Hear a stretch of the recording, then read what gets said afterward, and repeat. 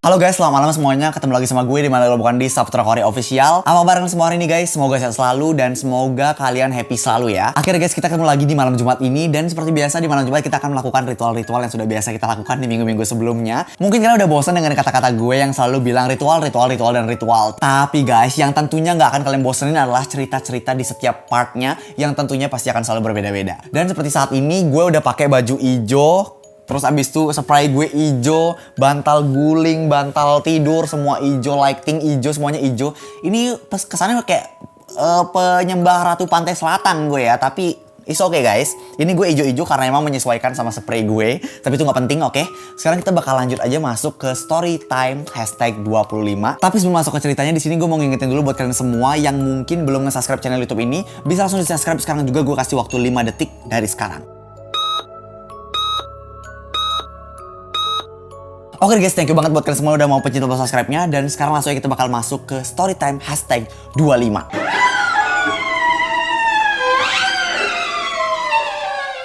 Cerita yang pertama. Hai Kak, salam kenal, aku Tata dari Jawa Tengah. Sebelumnya aku mau bilang makasih banget kalau Kak Kori berkenan buat bacain cerita hororku. Sama-sama. Jadi awal mula cerita aku itu, setiap malam antara jam 9 malam sampai jam 11 ke atas, aku selalu mendengar suara hentakan kaki kayak ada orang jalan gitu. Dan padahal ayahku itu lagi di kasur nonton TV kayak biasa. Sebenarnya kan aku masih positive thinking aja, karena mungkin ada orang yang habis keluar dari kamar mandi atau mungkin dia mau masuk kamar atau gimana. Tapi entah kenapa kejadian itu kayak berulang-ulang gitu terjadinya. Sampai sekarang pun masih terjadi Kak. Dan kemungkinan memang ada makhluk yang gak sengaja menambahkan atau mengeluarkan suara seperti hentakan kaki. Hentakan kakinya gak cuma sekali doang, kadang 2 kali, kadang juga 3 kali. Aku sih masih biasa aja karena kan emang di setiap tempat itu ada penghuninya masing-masing. Dan pas banget di rumah aku itu persis ada kebun pisang yang tinggi-tinggi. Aduh, sama kayak studio gue dong. Aduh, jangan bikin merinding, Neng. Aduh, ini sebelah kamar gue udah kebun pisang nih masalahnya nih. Oke. Nah, itu kejadian pertamanya, Kak. Sekarang kejadian kedua, ayahku pernah ketindihan selama 4 kali di kasur yang sekarang aku tempatin ini. Anjing, 4 kali? Apa nggak bisa sekali ya anjing? Emang sih waktu musim-musimnya ayahku sering ketindihan, aku sering mencium aroma bau amis banget di kamar ini. Tadinya aku biarin, oh mungkin itu bangkai hewan. Tapi lama-kelamaan tuh baunya makin menyengat Kak. Setelah ada bau-bau yang gak enak itu, ayahku malam-malam suka ketindihan. Dan kebetulan itu disaksiin kejadiannya sama 2 adikku yang masih kecil. Oh jadi pas bapak ketindihan ditonton sama adiknya. Aduh serem banget nonton orang ketindihan. Nonton drakor aja lebih seru deh kayaknya nih ya. Sampai saat itu ayahku itu menyuruh aku untuk melihat orang yang ketindihan. Biar aku tahu kalau misalnya ayahku bener-bener ketindihan. Maksudnya gimana? Lu gak percaya ayahku ketindihan gitu? Iya pokoknya ayahnya nyuruh dia ngeliat ayahnya ketindihan gitu ya pokoknya ya. Dan ini kejadian terakhir. Sebenarnya bukan dari aku tapi dari sepupu aku yang nginep berbulan-bulan di rumah aku. Mohon maaf itu bukan nginep, lebih ke pindah kontrakan ya. Nginep berbulan-bulan ngapain? Kena bencana alam lu ngungsi ke rumah temen lu. Oke, pada jam setengah 12 sampai dengan jam 12 malam, sepupu aku mendengar ada suara kayak orang nangis, tapi nggak tahu asalnya dari mana. Setelah mendengarnya, sepupuku itu masih positive thinking aja. Dan kebetulan dia itu belum sholat isya. Jadi akhirnya dia pun memutuskan untuk sholat isya. Dan kata dia setelah selesai sholat isya, suara itu tiba-tiba hilang dan jendela kamar dia itu persis pohon pisang yang aku bilang tadi. Oh berarti, oke paham. Jadi dia tuh si sepupunya nginep di rumahnya si dia ini dan tidurnya itu di kamar yang bersebelahan sama pohon pisang itu. Posisinya sama kayak kamar gue dong ini kebetulan ya. Waduh. Oke, sebenarnya masih ada cerita-cerita lain seperti tetangga aku pernah melihat tuyul di depan rumahku. Terus katanya ada setan lagi pesta waktu jam 12 malam sampai tetanggaku pasang CCTV. Pesta ngapain graduation lu jadi setan? Aduh, oke. Tapi menurut aku yang paling ekstrim itu cuma ini Kak. Anyway, itu kejadian baru tahun 2021 ini. Dan ada cerita di bawah 2021. So, makasih banyak ya Kak udah mau lihat cerita aku. Mohon maaf jika ada salah kata atau typo. Sehat dan sukses selalu buat Kak Kori. Thank you juga udah ceritain ceritanya. Ini gue gak bisa ngebayangin karena rumah gue juga persis kayak posisi rumah lo di samping pohon pisang. Jadi saya tidak mau membayangkan lebih dalam ya Bu ya. Takutnya saya keluar kamar takut nih. Tapi untung kamar mandi gue di dalam. Oke, kita next ke cerita yang kedua. Cerita yang kedua. Assalamualaikum Mbak Kori. Aku mau cerita nih tentang pengalaman menyeramkan aku. Jadi waktu aku umur 7 tahun, aku diajak sama orang tua aku ke rumah nenekku. Tapi aku tuh gak suka banget ke rumah nenek. Karena rumah nenek aku itu udah kayak rumah yang lama terbengkalai gitu. Dosa loh. Masa, rumah nenek lu bilang lama terbengkalai. Dosa loh Bu, ya. Oke, padahal nenek aku itu gak pernah kemana-mana. Karena nenek aku itu udah tua. Ya, Wajar dong nenek tua ya. Tapi karena semua yang di rumah aku itu pergi, ya udah aku juga ikut pergi. Daripada harus diam di rumah sendirian kan lebih takut lagi kan. Sesampainya aku dan keluarga di rumah nenek aku, kami langsung beresin barang-barang karena kami mau nginap di sana sekitar 3 harian. Anjay, staycation di rumah nenek gitu ya hashtagnya. Setelah selesai beresin barang, aku lanjut tidur siang sebentar dan gak kerasa udah jam 5 sore. Karena tadinya itu aku tidur jam 2 siang nih. Nah berhubung aku belum mandi, jadi aku mau mandi terlebih dahulu nih. Dan ketika aku mandi, tiba-tiba saja ada suara yang ngetok pintu kamar aku. Tapi aku gak mungkin ngebuka pintunya karena aku lagi mandi. Ya iya, masa lu telanjang buka pintu, tahu-taunya orang, malu sendiri. Kalau setan nggak apa-apa, nggak kelihatan kan. Kalau orang viral di Twitter, canda. Oke lanjut. Ya terus saat itu juga aku langsung selesaiin mandi dulu. Setelah aku mandi, aku langsung nanya ke papa aku, "Pak, tadi papa ketuk pintu kamar aku ya?" Papa aku jawab, "Enggak kok, tadi papa sama mama pergi ke Indomaret dulu." Aku jawab, "Oh, ya udah." Setelah selesai makan, aku langsung bersiap untuk tidur. Tapi aku masih memikirkan siapa yang mengetuk pintu kamar aku. Karena udah malam, akhirnya aku memutuskan nggak mikirin itu lagi dan aku lebih baik tidur aja. Tapi aku kebangun lagi pas jam 02.15 karena aku kebelet pipis. Aku pun langsung pergi ke kamar mandi. Dan pas aku buka kamar mandi itu, tahu ada apa? Nggak tahu. Ada banyak darah dan kepala orang anjir. Serem banget. Aku langsung lari ke kamar papa dan mama aku, terus aku bangunin mereka dan aku ceritain semuanya. Nah, pas papa aku ngelihat ke kamar mandi itu, tiba-tiba saja kejadian serem itu semakin banyak lagi, Kak. Mulai dari ada kepala, ada darah di tembok, dan pada saat itu pun papa aku lihat dengan mata kepalanya sendiri. Emang kepala bisa ngeliat ya? Ya, pokoknya begitulah. Dengan mata kepalanya sendiri, dia ngelihat ada banyak penampakan-penampakan horor yang ada di kamar mandi tersebut. Jadi dia percaya sama apa yang aku bilang. Setelah itu kami menyuruh nenek untuk pindah ke rumah kami. Dan pada saat itu juga nggak ada lagi deh hal-hal buruk yang terjadi. Mungkin segitu aja Kak cerita dari aku. Thank you Kak Kori. Sama-sama. Oke ini gue jadi ngebayangin kamar mandi gue nih ya. Kalau masuk ada gituan. Apa kabar gue ngeliat. Aduh oke kita lanjut ke cerita yang ketiga ya.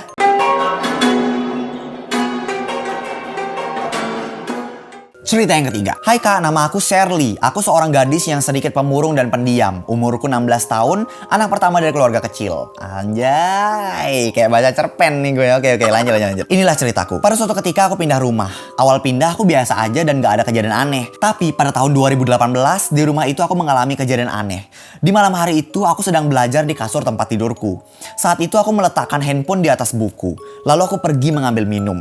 Sewaktu balik ke kamar, aku melihat handphoneku berpindah tempat. Padahal gak ada satupun orang di sekitarku. Setelah itu aku langsung berteriak memanggil ibuku. "Ibu, dapat mindahin handphoneku nggak?" Ibuku menjawab, "Enggak nak." Aku merasa aneh karena perpindahan handphoneku itu secara tiba-tiba tanpa ada orang yang memindahkan. Tapi aku tidak memperdulikan hal itu lagi. Aku lanjut main handphone dan belajar lagi.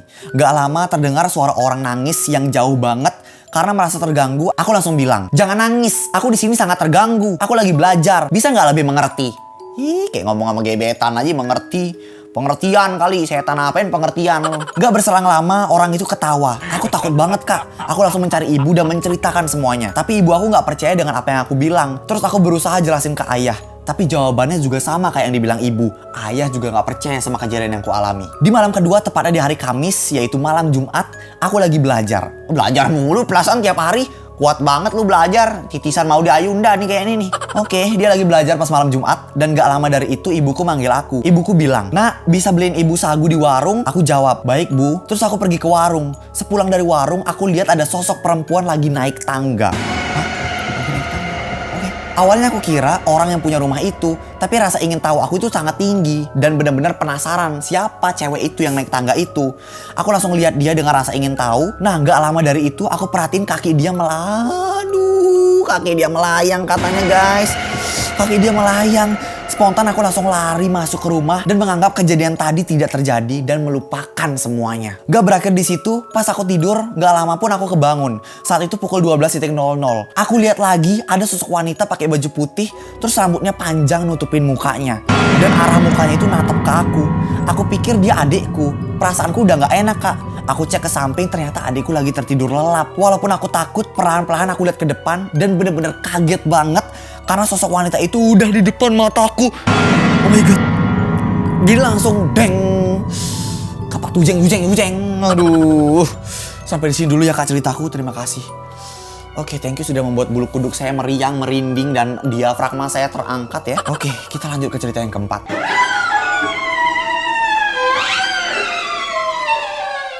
cerita yang keempat sekaligus menjadi cerita terakhir di Storytime #25 kali ini. Halo Kak, kali ini aku mau ceritain tentang pengalaman horor aku, tapi yang gak horor-horor banget sih. Ya, gak horor menurut lu, bisa aja horor menurut gue loh. Jadi kita dengerin bareng-bareng ya. Oh ya, sekarang aku udah kelas 2 SMA. Kejadian ini dari kelas 6 SD sampai kelas 1 SMP. Waduh, lama banget. For your information, namaku itu Bella dan kejadian ini ada di Yogyakarta sebelum pindah rumah ke Jawa. Jadi ini ceritanya. Pas kelas 6 SD aku masih les bernyanyi dan juga les bahasa Inggris. Jadi aku harus pulang agak larut sekitaran jam setengah 6 sore.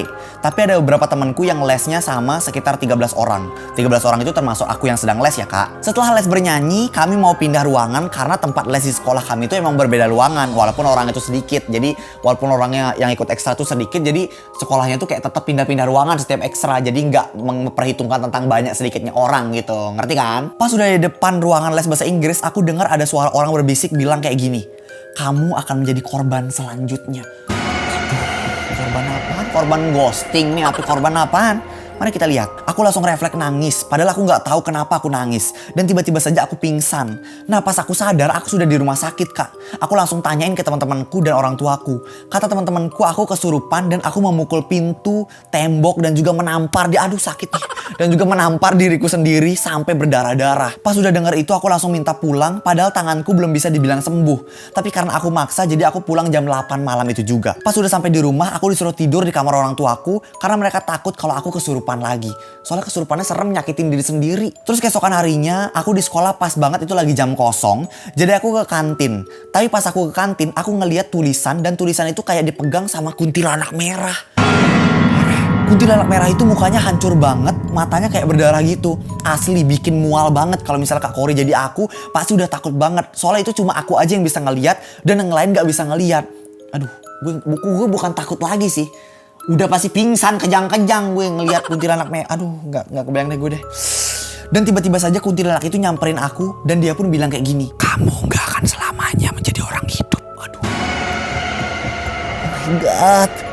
Dan di situ juga ada cewek kesurupan. Dia nunjuk ke arah aku sambil teriak-teriak gitu. Aku langsung disorot orang-orang, dikiranya aku penyebab masalah tersebut. Tiba-tiba temanku langsung narik tanganku dan langsung bawa aku ke tempat guru, ke ruang guru ya maksudnya. Terus pas udah sampai, teman aku langsung jelasin. Dan di situ tuh ada ustadz juga yang lagi duduk di situ. Ustadz itu tiba-tiba saja memegang kepala aku dan saat itu juga badan aku panas banget. Asli rasanya itu kayak orang terbakar gitu. Dan aku dengar kayak ada orang teriak minta tolong. Ternyata ustadz itu ngerukiah aku sambil berkomunikasi sama hantu yang ada di dalam tubuhku. Pas udah selesai, kata ustadznya hantu itu adalah kuntilanak merah yang mau mengambil rohku untuk dijadikan anaknya. Karena di masa lalu katanya kuntilanak itu adalah ibu rumah tangga yang dibunuh oleh suaminya. So sad. Karena katanya pada saat itu suaminya sedang mabuk keras dan anaknya dia sendiri itu dijual dan dimutilasi. Oh my God, parah banget penderitaannya.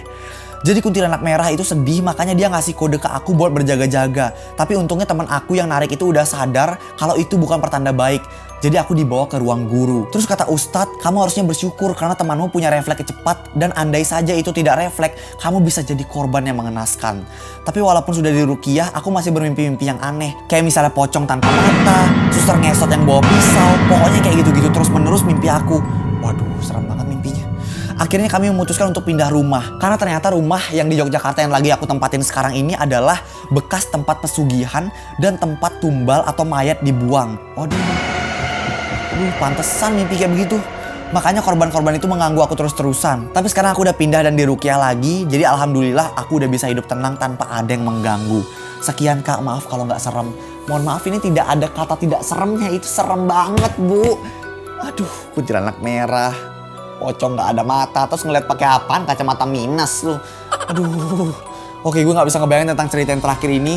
Dan guys, itu aja dari gue untuk Storytime #25 kali ini. Semoga kalian enjoy sama ceritanya. Semoga Storytime. Semoga malam Jumat kalian bisa lebih menyeramkan ya. Dan segitu dari gue. Thank you banget udah nonton videonya. Dan sekali lagi udah akhir video loh ini. Dipencet tombol subscribe-nya ya. Biar kita bisa cepet-cepet gue 2 juta subscriber. Oke? Itu dari gue. Kalau misalnya kalian punya kritik, saran, pendapat, ide konten, storytime, ataupun video-video penampakan horor, kalian bisa langsung menyampaikannya lewat email ataupun WhatsApp yang ada di sini. Oke? Itu dari gue guys. Thank you. Dan see you di next video. Bye-bye. Selamat malam Jumat.